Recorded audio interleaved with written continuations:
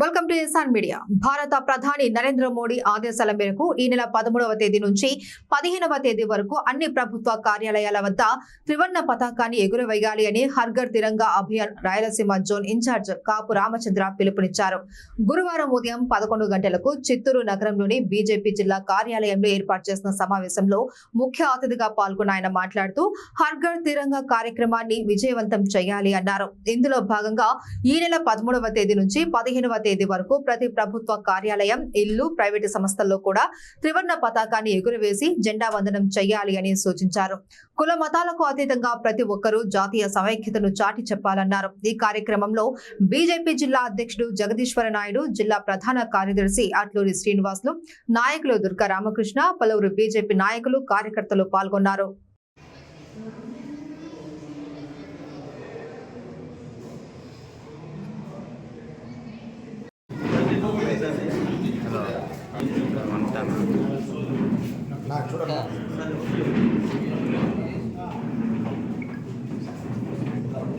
నిర్ణయం మేరకు రాయలసీమ జోన్కు సంబంధించి హర్ఘర్ తిరంగా అభియాన్ జోన్ కన్వీనర్గా మాజీ శాసనసభ్యులు పెద్దలు శ్రీ కాపు రామచంద్రరావు గారు నియమితులయ్యారు. ఇక్కడ వేదిక ఉన్న పెద్దలందరూ పరిచేసిన జిల్లా అధ్యక్షులు శ్రీ జగదీశ్వర నాయుడు గారు, రాష్ట్ర కార్యవర్గ సభ్యులు శ్రీ వెంకట చౌదరి గారు, అటువైపు జిల్లా ఇన్ఛార్జ్ శ్రీ రాటకొండ విశ్వనాథ్ గారు, జిల్లా సంస్థాగత ప్రధాన కార్యదర్శి శ్రీ వెంకటపురి గారు, అదేవిధంగా శ్రీ రమేష్ నాయుడు గారు జిల్లా ప్రధాన కార్యదర్శి, తులసీనాథ్ గారు జిల్లా ప్రధాన కార్యదర్శి, అభిమాన నాయకుడు ప్రధానమంత్రి విశ్వ నాయకుడు శ్రీ నరేంద్ర మోడీ గారి పిలుపు మేరకు దేశవ్యాప్తంగా 140 కోట్ల మంది ప్రజలు హర్ఘర్ తిరంగా కార్యక్రమంలో పాల్గొని ప్రతి ఇంటి మీద, ప్రతి వ్యాపార సంస్థ మీద ఒక్కసారి స్వతంత్ర సమరయోధులను మననం చేసుకుంటూ ఈ దేశం కోసం వారు చేసిన త్యాగాలని భావి తరాలకు తెలియజేస్తూ ఆ స్ఫూర్తితో ఏదైతే వికసిత్ భారత్ సంకల్పం ఉందో 2047కి దాన్ని పూర్తి చేయడం కోసం జాతీయ స్థాయిలో ఒక ఉద్యమాన్ని నిర్మించడంలో భాగంగా ఈ కార్యక్రమాన్ని తీసుకోవడం జరిగింది. గత 2 ఏళ్లుగా హర్ఘర్ తిరంగా ప్రోగ్రామ్ని చేస్తున్నాం. ఈసారి కూడా చాలా ప్రతిష్టాత్మకంగా దేశవ్యాప్తంగా అమలు చేస్తున్నారు. అందులో భాగంగానే భారతీయ జనతా పార్టీ రాష్ట్ర శాఖ ఆదేశం మేరకు చిత్తూరు జిల్లాలో కూడా ఈరోజు హర్ఘర్ తిరంగా కార్యక్రమం అమలమైన జిల్లా స్థాయి సమావేశాన్ని ఏర్పాటు చేసుకోవడం జరిగింది. రాయలసీమ జోనల్కి ఈ కార్యక్రమ ఇన్ఛార్జిగా మాజీ శాసనసభ్యులు పెద్దలు గౌరవనీయులు శ్రీ కాపు రామచంద్రారెడ్డి గారిని రాష్ట్ర పార్టీ నియమించడం జరిగింది. మరి వారి మార్గనిర్దేశంలో ఈరోజు జిల్లా స్థాయి సమావేశంలో ఏ విధంగా ఈ కార్యక్రమాన్ని వారం రోజుల కార్యక్రమం ఇది.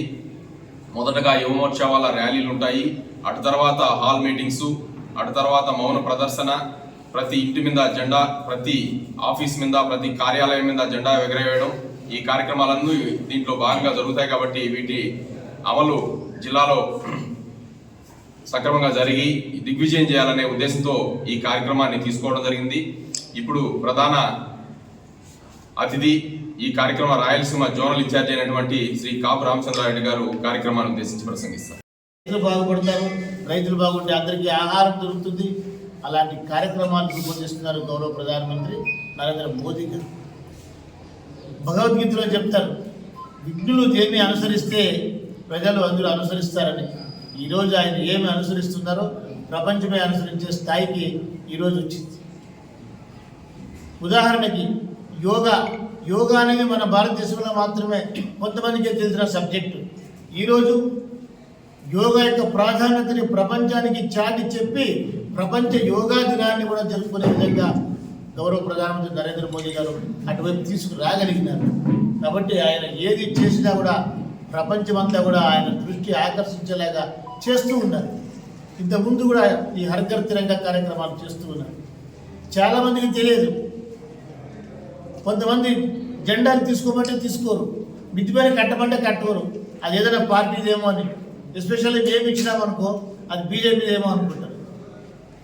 కాబట్టి మేము కూడా ఈ హర్ఘర్ తిరంగా కార్యక్రమాన్ని బీజేపీ కండువాలు లేకోకుండా, బీజేపీ జెండా కూడా లేకోకుండా కేవలం జాతీయ పతాకాన్ని మాత్రమే, మూవన్నెల జెండాన్ని మాత్రమే పట్టుకొని ఈ హర్ఘర్ తిరంగా కార్యక్రమాన్ని చేస్తారు. ప్రతి ఒక్క ఇంటి పైన కూడా హర్ఘర్ తిరంగా కార్యక్రమంలో ప్రతి ఇంటి పైన కూడా జెండా ఉండాలి. జెండా ఉంటే నేను భారతీయుడిగా నేను గర్వపడుతున్నాను అని చాటి చెప్పేందుకే ఈ కార్యక్రమాన్ని భారతీయ జనతా పార్టీ తీసుకుంది.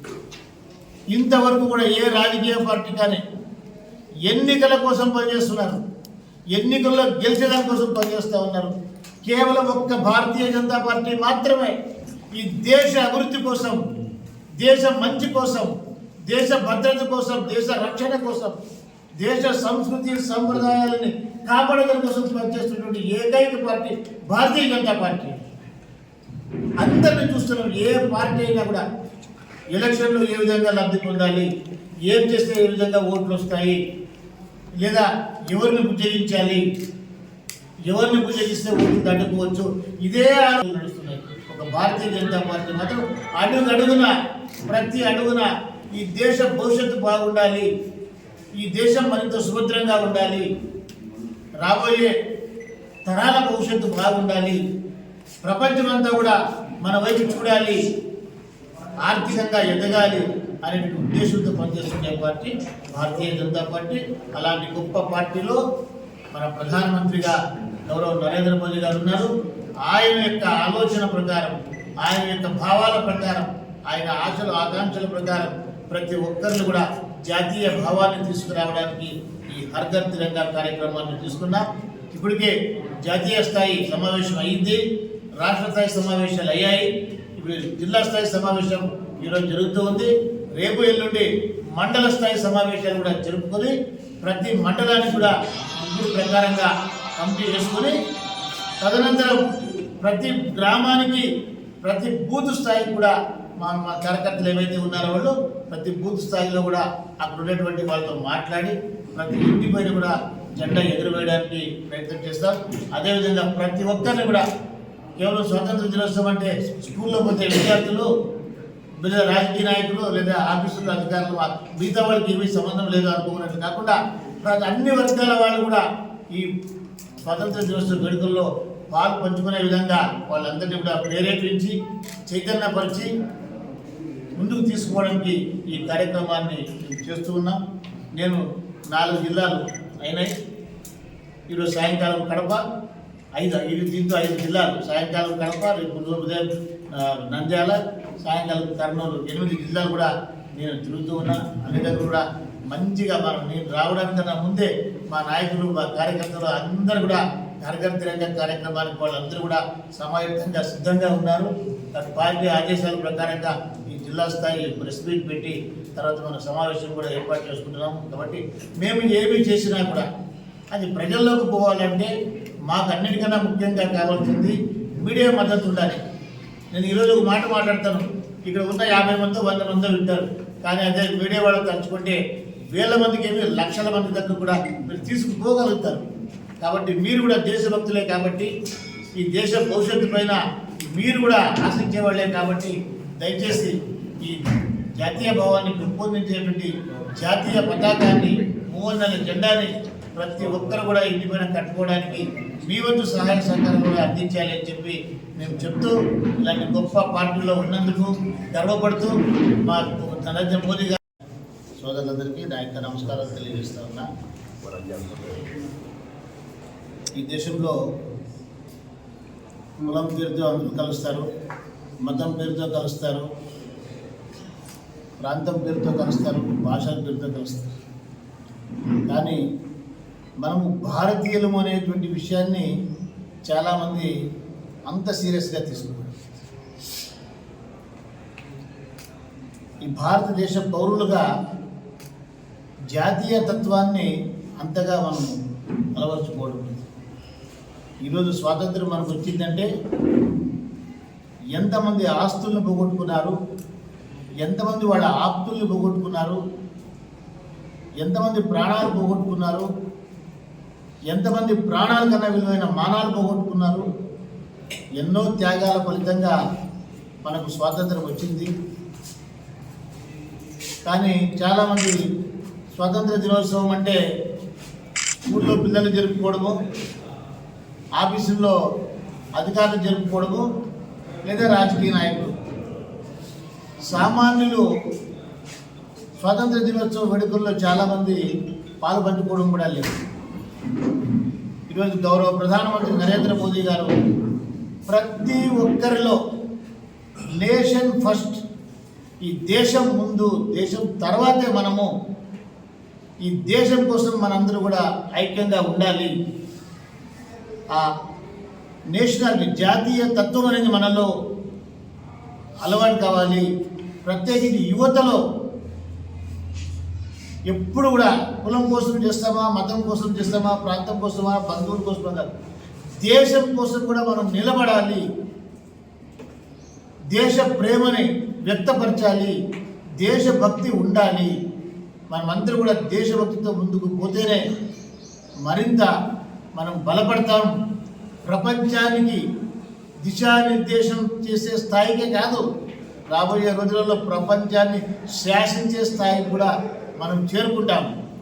దానికంతా కావలసింది యువతలో ప్రత్యేకించి దేశాభిమానం కావాలి, దేశభక్తి కావాలి అని చెప్పి ఆయన ప్రతి ఒక్కరిని కూడా ఈ దేశం భక్తి వైపు అందరినీ కూడా ఆయన లాగుతారు.